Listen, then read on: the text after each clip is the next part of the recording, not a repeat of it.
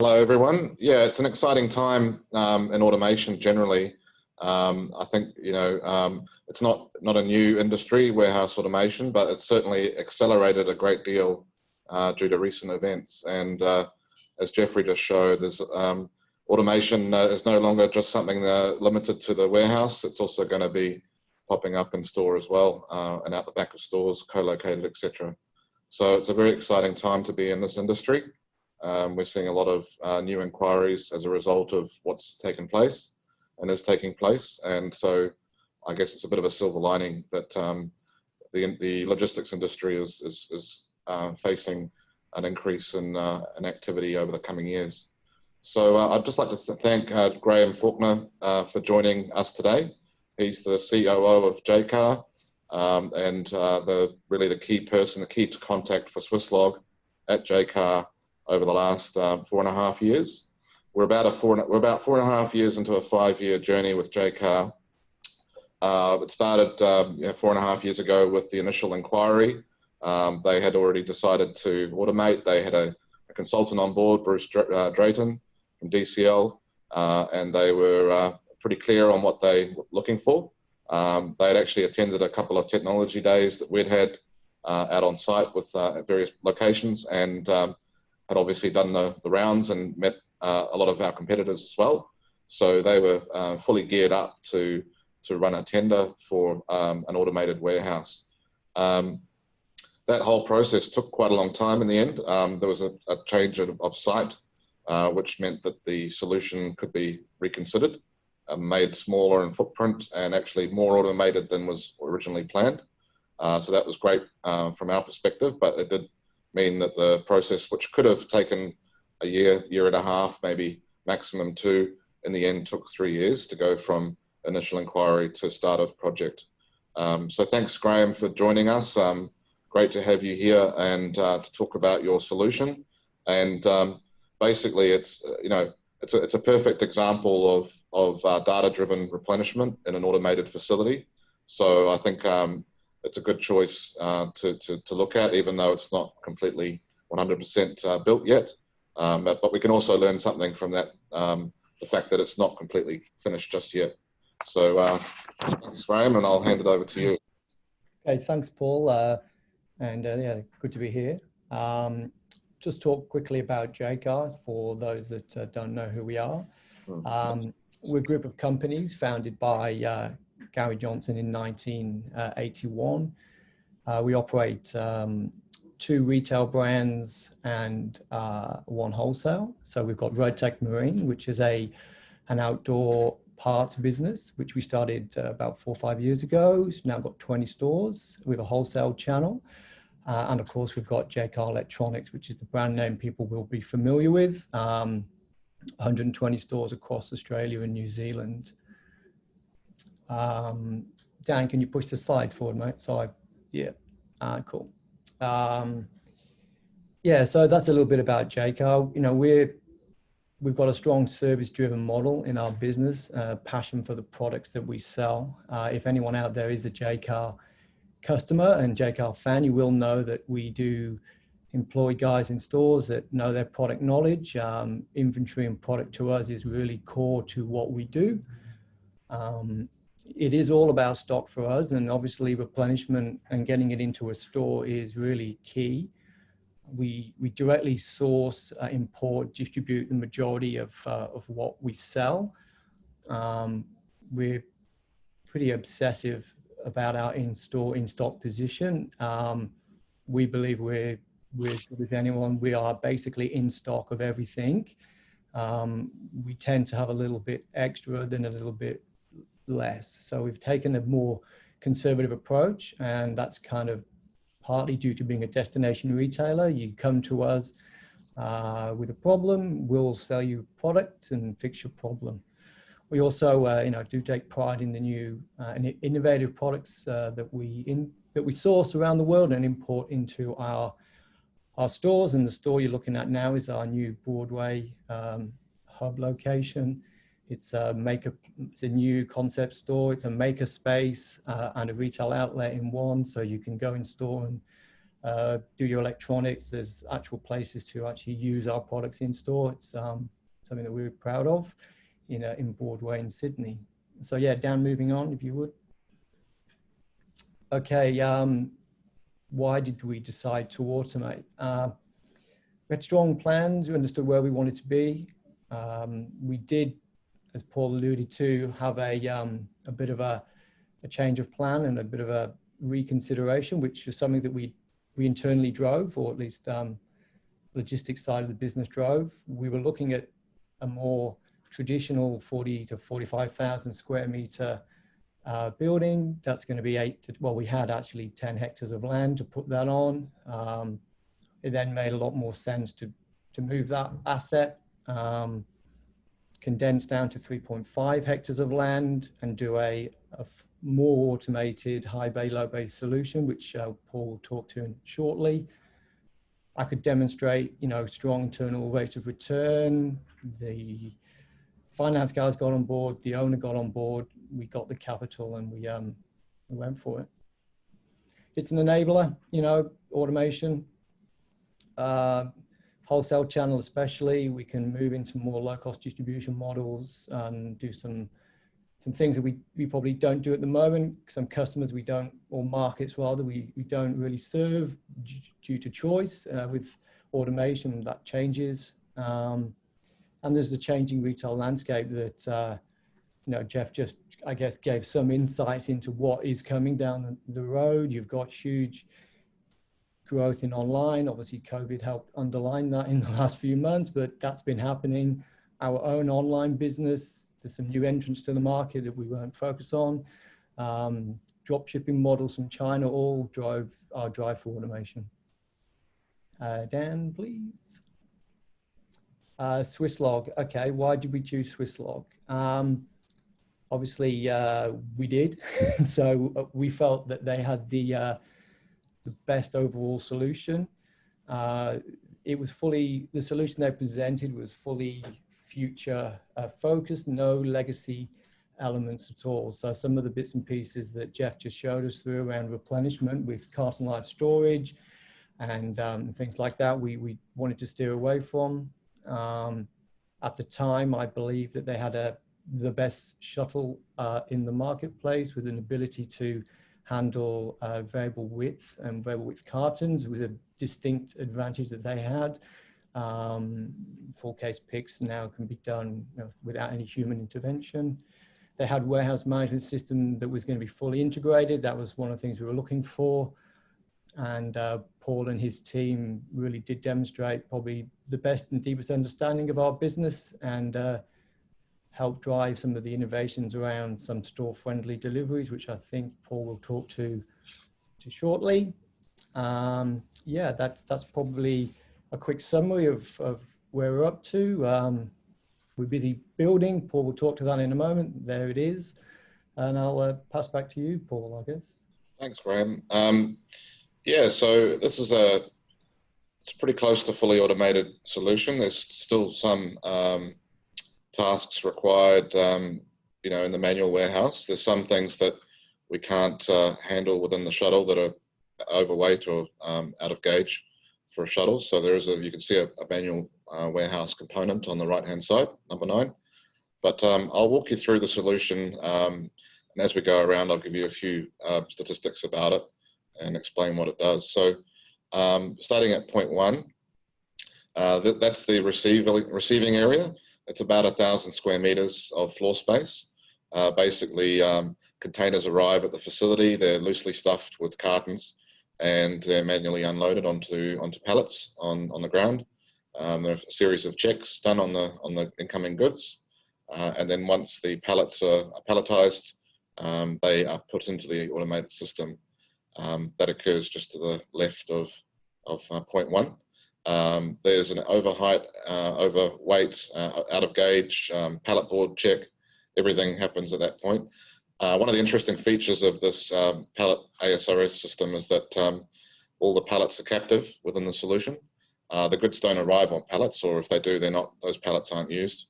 So Jaycar owns and was purchasing and it will own their own pallets within the system. Those pallets will also have RFID tags on them, front and back, for their identification. One of the reasons for doing that is that these pallets will be put away. Initially they're wrapped and then they're put away, but then they'll be pulled out for replenishment multiple times during the stock life on that pallet within the facility. And each time that we pull the pallet out, there's a potential for some rewrapping required. And what we didn't want to have to do was reapply a label with a barcode or anything every single time that occurred. So in order to prevent wastage within the facility, which is something that the owner Gary is very keen on as well, from an environmental standpoint, we proposed that maybe the pallet should have RFID tags, and so they do. They also have nameplates on them, so you can identify them manually as well if needed. But basically those pallets are captive in the system. They won't go outside the warehouse, and they just hold the product inside the high bay storage module.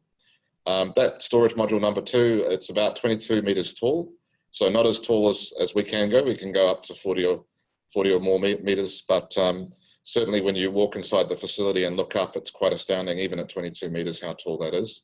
And I'll show you some photos at the end of the presentation of the cranes being installed.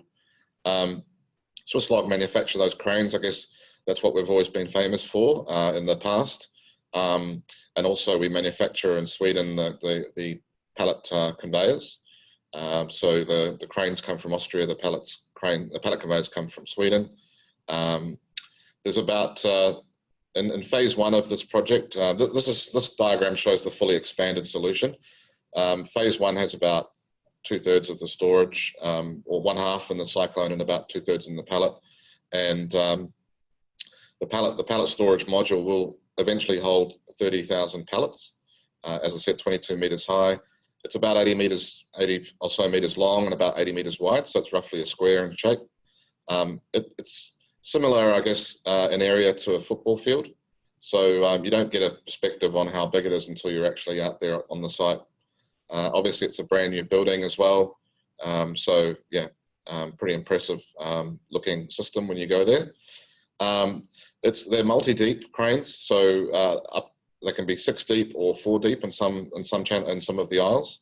The reason for that being that some of the stock arrives in quite large quantities, and also the throughput demand didn't justify having double deep, triple deep, or single deep cranes. It just wasn't enough throughput there to justify that. So the most economic solution was really to go multi-deep, and that was understood pretty early on. So the pallets are put away once they've been manually palletized, and then they come out automatically. So what happens is basically whenever the shuttle needs replenishment, and that can be judged by sync based on historical data and also orders received and stock inside the facility, and also min-max settings for each SKU. So whenever something is running out of stock inside the shuttle, sync will trigger a replenishment request, and those replenishment requests are built up inside our log, and the cranes start to bring the associated pallets down. There's also pallet reshuffling done overnight to make sure that the required pallets for the next morning's replenishment run are at the front of the crane aisles and on one of the crane faces. We also have under point 3 there's a buffer, if you like, on the line. So before Graham arrives at work, or anyone else really, apart from maybe one operator walking around, supervising the overall system, pallets will start to come down from the ASRS and build up on the automated line, ready for the morning's replenishment run. The replenishment takes place between the ASRS and the shuttle system, and then there's a goods to person system we refer to as a front zone in under point 5, and then there's QA and repack for ecom orders, and the ability to put in materials, marketing materials, etc. happens at point 6, and then at point 7 there's the packing stations, and I'll show this in more detail in a second. And then point 8 is just the dispatch loop. We dispatch by order and by destination. And then point 9, as I said, the manual warehouse. Point 10 is the offices there for Jaycar. Next slide, thanks. All right, so moving on. Okay, I've already sort of talked about how the pallets arrive and get palletized, get wrapped. There's no need to label because of the RFID tag. They go straight into the ASRS. Then they come out on a as needed basis, as determined by sync.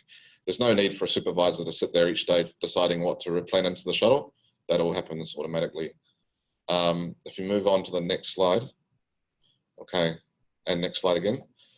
All right, this shows the replenishment workstation in more detail. So the pallets have arrived on that lower conveyor towards the bottom there, and they've queued up in the morning prior to the replenishment run. And then as soon as workers log on at their touch screens, there's up to 6 workstations there in the fully expanded solution, they will start to receive pallets to take goods out of and decant into totes, or alternatively put a full case into the system. There's also an out of gauge, overweight, over height check, basically a profile check for each tote and case as it's been loaded into the system. So each of those workstations has one of those. And if there's a problem, i.e. they've overloaded a tote and there's something sticking out, or if the case is too heavy or too large for some reason, it'll just return back to the worker. Another interesting feature of this replenishment workstation setup is that there are multiple lanes you can see in the middle with the blue totes on them. That's because these totes, a lot of them have got dividers in them. Not every SKU requires a full tote. And so we've got 1 by 1, 1 by 2, 1 by 3, 2 by 3, and 3 by 4 divided totes in there for various different sized products. You know, some of what Jaycar, a lot of what Jaycar holds is very small resistors, capacitors, tiny little devices. So those don't go into a full tote. That would be a waste of space inside in the shuttle. And what happens is that when the pallet is presented, it's also rotated and lifted up and down automatically. The replenishment worker can then take the case they're looking for as prompted on the screen, open the case on the table next to them, and then start to decant the items into the tote.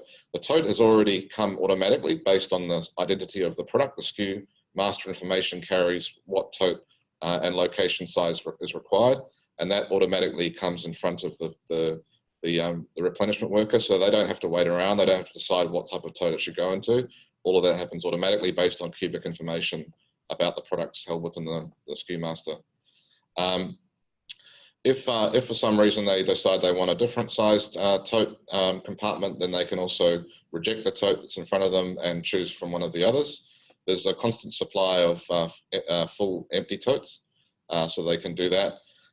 We also, as I'll explain later, we're replenishing by aisle in the system and by merchandise area. So they can basically flush totes that already have products for a different merchandise area, and we only present totes to them that we only present totes which are either fully empty or have products for that merchandise area that they're currently decanting.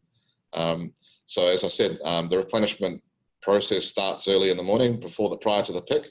We want to make sure that we've always got enough stock to cover the day's orders. It's possible, however, that orders will come in through the day that are larger than we have inventory for.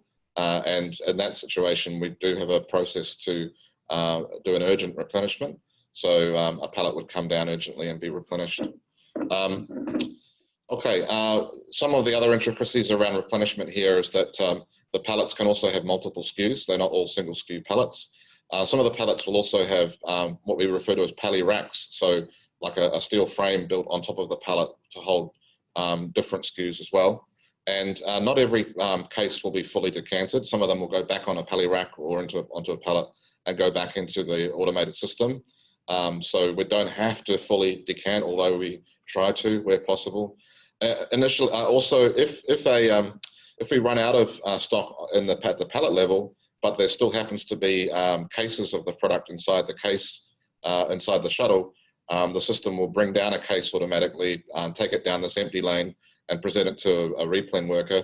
they'll take it off the system onto a table, and then a tote will appear in front of them, and they'll replan from case into tote. So we're also sort of, if you like, changing the unit of measure or TU type of the goods at this workstation. So I could go on for another 10 minutes about all the different operations that are taking place here, but just rest assured it's a highly sophisticated replenishment system.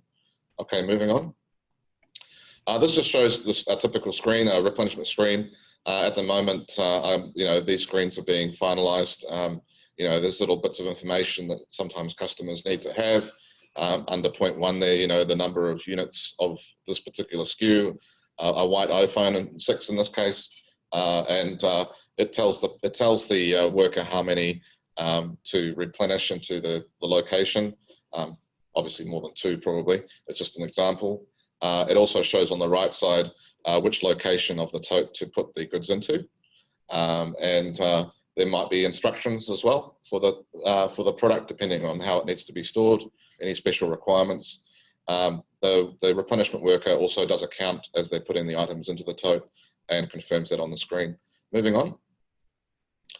Okay, going into manual replenishment. There is some manual replenishment from the ASRS. You can take pallets out and put them across to the manual storage area.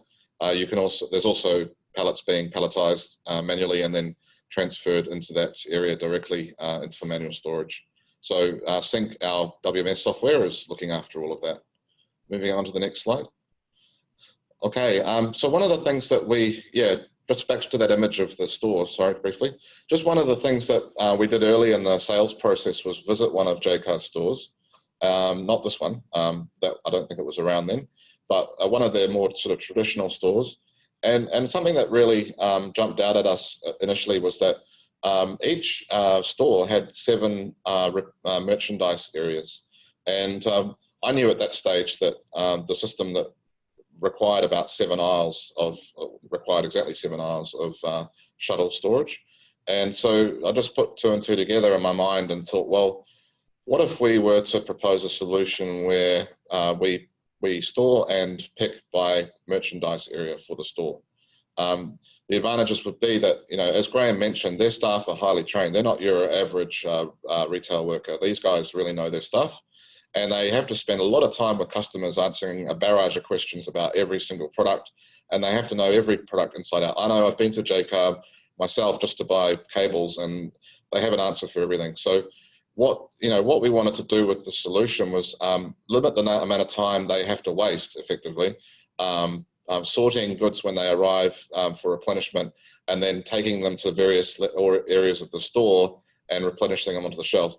If we could sort of halve the time required to replenish the shelves, you know, that would create hours and hours each day of time that they could then spend more productively with customers, helping customers, and also make their lives a bit easier. So, you know, normally the goods arrive in a bit of a jumble and a few boxes, and they have to do a pre-sort to various merchandise areas and then take those goods over and replenish the shelves. When we pick in this automated solution, those sortations, that sortation process will have already happened. Each shipper will have 1 or 2 or so merchandise areas dedicated to it, and also it's not just store-friendly picking; it's also product-friendly picking, and that we won't put heavy items on top of light items and stuff like that. Anything that could get damaged. So we're fully sequencing the orders, the products to the pick station. If you move forward. All right, so the pick station shown here is really just sort of a concept level at the sales stage. We always knew that we'd do a mock-up and there would be some, you know, ergonomics and things that would have to be looked at. And so that process has taken place, and there are quite a few changes to the workstation as shown here in the works. But in principle, the elements are all there. It's a 1 to 4 workstation. The blue tote it has about a 1.5 second replacement time. So and that's partly masked by the picker as they're moving back to the tote, so they don't have to wait too long for the next tote to appear. All the totes that are appearing in front of them are for a specific merchandise area or so, as picked by Sync, and also sequenced, as I mentioned, by the rules that are defined by Jaycar in terms of how they would like to pack the totes, so the order shippers, sorry. Under point 3 there's you can see 4 order shippers. They're all carton type. They're open. This is not a tray and lid operation. This is a carton operation. These cartons go through an EQ machine downstream, and their height is adjusted according to what's inside the carton to avoid any wastage of cubic volume. There's also a pick by light system under point 5 there, so it shines onto the location in the tote that they need to pick from.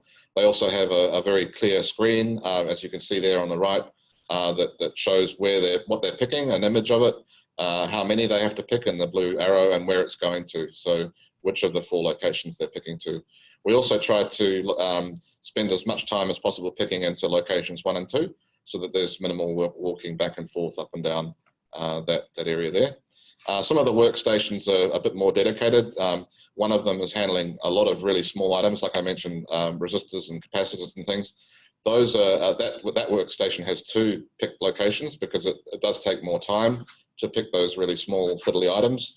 And there's other things happening as well. And those really small items are bagged before they're put into a shipper, and only placed on top of the shipper, inside the top of the shipper. So there's nothing heavy on top. There's a lot of other stuff going on in these pick stations. Cables come out that have to be cut to length and things. So while it is a dynamic 1 to 4 pick station, it's not what we would refer to as a super, like a high-speed pick station.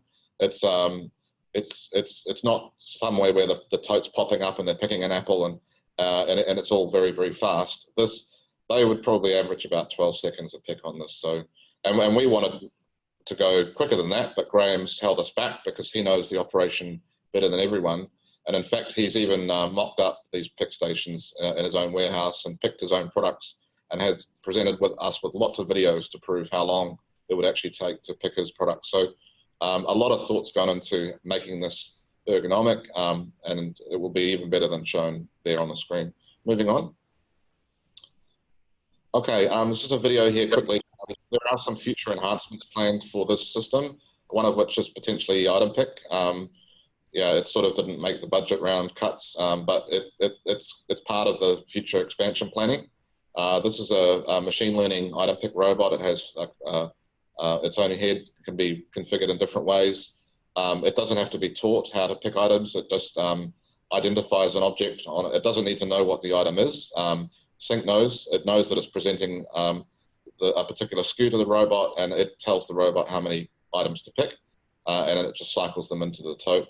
So the robot doesn't know what it's picking. It's just looking for objects in the tote.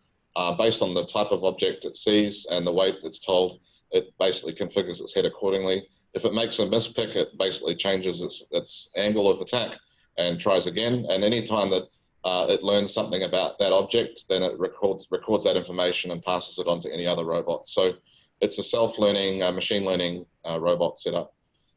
That's something that we will look to apply in the future at Graham's system, and I think that would be a pretty exciting addition as well. Obviously, the system's designed for expansion, for acquisition, or anything that might happen in the business going forward. It's about a 4,000. So yeah, it's fast. It's fast, but it's not super fast at the pick station, and it's doing a lot of interesting things in terms of how it picks the product. Moving on. Yep. So progress update, quick progress update. How much time have we got left? Probably a couple of minutes. So yeah, we're about 80–90% of the way through the install. I think it's mainly electrical work now at the moment that's going on. All the racking is in, and I think all the cranes are installed. Shuttles are installed. The conveyors are installed, and electrical tradesmen are walking around wiring it all up. Moving on. Next slide. Here you can see the crane being installed. It was probably a few weeks ago now. Big scissor lift, huge scissor lift in front. I certainly wouldn't go up on one of these. A lot of courage required to do this job, and only a few companies capable of doing it in Australia. There's a very nice image of the crane on the right-hand side, and the crane, the white crane our crane, if you like, the warehouse crane, is assembled on the ground and then lifted up into position by that boom crane. And then basically the scissor lift and the crane maneuver it into the rail location. So that's all taken place. So that's a real milestone in the project when the cranes go in. All right, so this is just another image showing down where the replenishment will be. Obviously, it's a bit of a mess at the moment, but it'll be cleaned up pretty shortly. Just on the left, the blue frame sticking out on the left is the wrapping machine. That's the infeeds on the left. You can see the pallet rack on the left and then the cyclone shuttle rack on the right. So yeah, it's getting close to a commissioning stage. So yeah, I mean, Graham, do you have any other points to add about where we're at with the install? No, I think you've got it about right. Yeah, we're about to start the commissioning, which is going to be a bit of a challenge. The current state of play with COVID and so on, but we've got plans to, I guess, get that done. No, I think you've covered the solution really well. There is a lot going on, as you point out, in terms of mid to large organization with many variabilities in its product and product range. You know, taking on an automated project like this. So I think that's some of the uniqueness around the project, is the intricacies around replan, the pick stations, the decant stations. There's a lot going on in the background that's data driven and passed down to you from our interfaces. Thanks, Graham. And back to you, guys. Great. Yeah, thank you so much for that. That was a really interesting insight into a current project, which I think is a great thing for us to see and understand this as an area more and something that's happening. The new technologies that are being implemented. So thank you very much for that, both.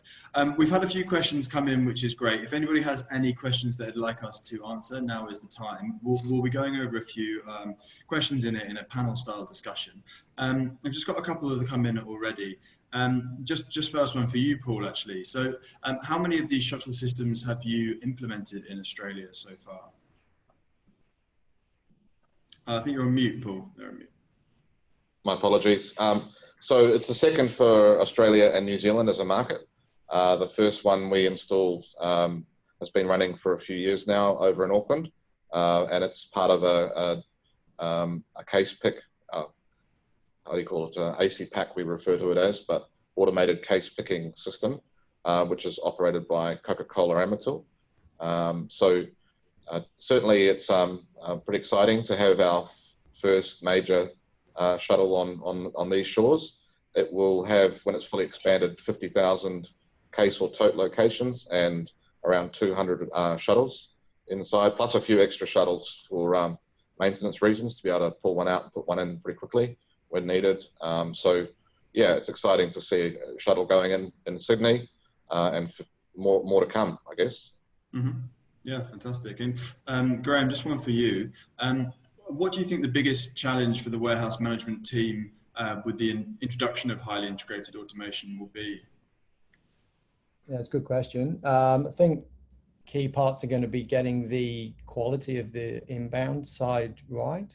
We obviously directly import, and we don't always have absolute control over the suppliers and factories in China that we often deal directly with. So conformity around the inbound side and what we'll do when things are not quite the way we thought they were going to be will be a key part of it. You know, a different way of managing the teams. It's going to be a lot more driven through the visualization within the sync software around the automation pieces, as opposed to our current, we have a split, 16 zone mezzanine, routing system at the moment, zone-based routing picking system, but it's still on the ground kind of management. This is going to be, more through your computers. Mm-hmm. Yeah, I mean, I think Paul touched on it earlier. I think what's really impressive is just the range of different products you have. There's such a wide variety there that, I'm astounded when I go into one of your stores. So I can only imagine the headache it must cause to create a warehouse. Yeah, yeah, absolutely. And when do you actually think this project will be finished and ready and good to be used?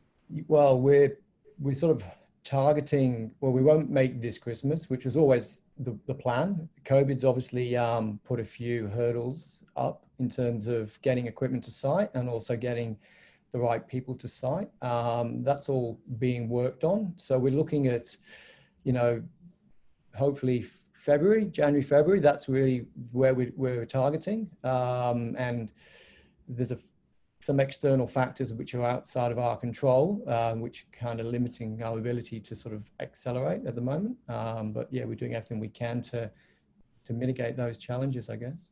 Yeah, absolutely. Absolutely. It's a very strange time. Yeah, it's a strange time for doing a big project. Yeah, let me say. Yeah, of course. Yeah, we've had bloody bushfires and everything. Yeah, it's been a wild year. It's been a funny time, yeah. Baz, just want to quickly go to you.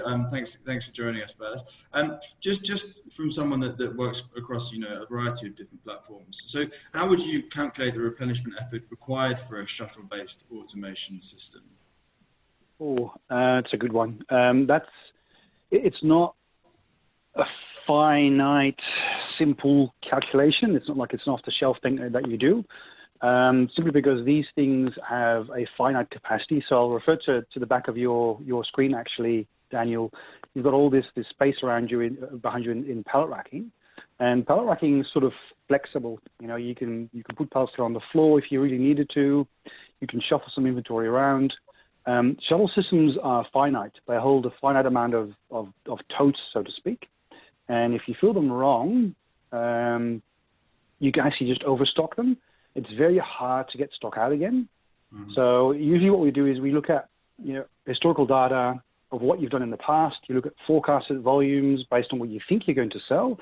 And a lot of it comes down as well on just common sense.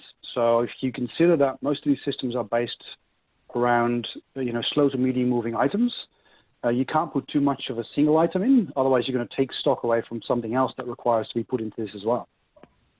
Yeah. I mean, it just seems like there's so many moving parts with this process. That's what I'm really learning from this series, that it seems to be that everything has to work together, you know, very uniquely, and it's a smooth process to make it the best and most efficient process as well. Graham, actually, that's a good one to move to you for. So when you're creating something like this, what do you think will be the biggest challenge for the warehouse management team with the introduction of such a highly integrated automation? I mean, do you find it difficult to then to train them up on how to use it? Yeah, I guess the staff training piece is ahead of us. We've got experience from Swisslog to lean on. Our current facility is somewhat automated. You know, we've PDTs and conveyors are not new to us. The disciplines around the shuttle system and not being able to sort of take any shortcuts will be interesting to see. You know, as Baz was sort of intimating, you know, pallet rack or traditional, more manual solutions, that you do have a few ways to get out of jail. I think in a more automated facility, you sort of don't. So you need to think ahead and get it right first time and not try and recover, I think.